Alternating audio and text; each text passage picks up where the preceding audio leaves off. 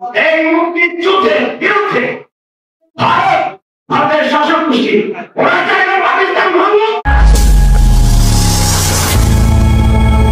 ৭১-এর guerrilla.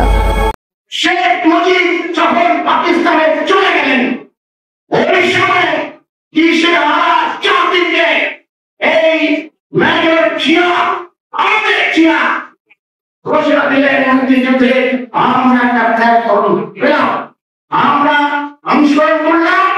আমাদের বাঙালি সৈনিকরা এবং পুলিশ জয়েন করল, আর জয়েন করল কৃষকের ছেলে ছাত্র। এটাই হলো মুক্তিযুদ্ধের কথা। মুক্তিযুদ্ধ যখন চলল, জিয়া এবং যুদ্ধ জনজনতার যুদ্ধ হয়ে গেল। এই যুদ্ধে দেশ স্বাধীন হল। এটা হলো একদিকে। অন্যদিকে এই মুক্তিযুদ্ধের বিরুদ্ধে ভারতের শাসক গোষ্ঠী ওরা চাইলে পাকিস্তান ভাঙল, আর বাংলাদেশকে তাদের পরায়ত্ত করার জন্য ষড়যন্ত্র।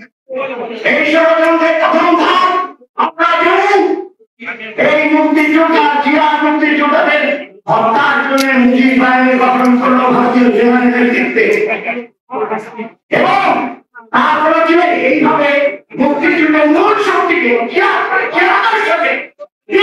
ধ্বংস করার জন্য ভারতের ষড়যন্ত্র পাওয়া হয়।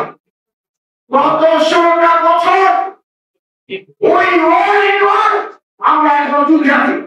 সেই যুদ্ধে পাকিস্তানে আমাদের মতোই বাংলাদেশে হাসিনা আন্দোলনে সেনাবাহিনী পুলিশ আমাদের বিরুদ্ধে ছিল।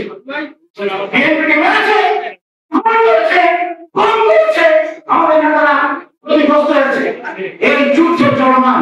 এখন এই যুদ্ধে সামিল হয়েছে না, তাদের কার্যকলাপ নির্বাচনকে বিরোধ করে এই এজেন্ডা হারিয়ে গেল।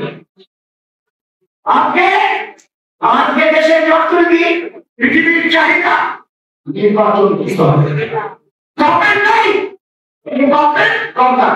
আর এই গভর্নমেন্টই তো বাংলাদেশ অ্যাপ্রোপ্রিয়েট চেয়ারম্যান, অ্যাপ্রোপ্রিয়েট আদালত, অ্যাপ্রোপ্রিয়েট খালেদা জিয়া, অ্যাপ্রোপ্রিয়েট হচ্ছে আজকে তারেক জিয়া, খালেদা জিয়া এবং এরা ছাড়া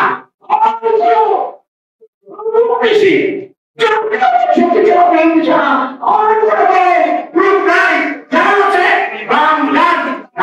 ভারতের এজেন্ডা যুক্ত হয়েছে। নতুন শত্রু আমরা চিহ্নিত করেছি। আমরা মুক্তিযোদ্ধারা আমাদের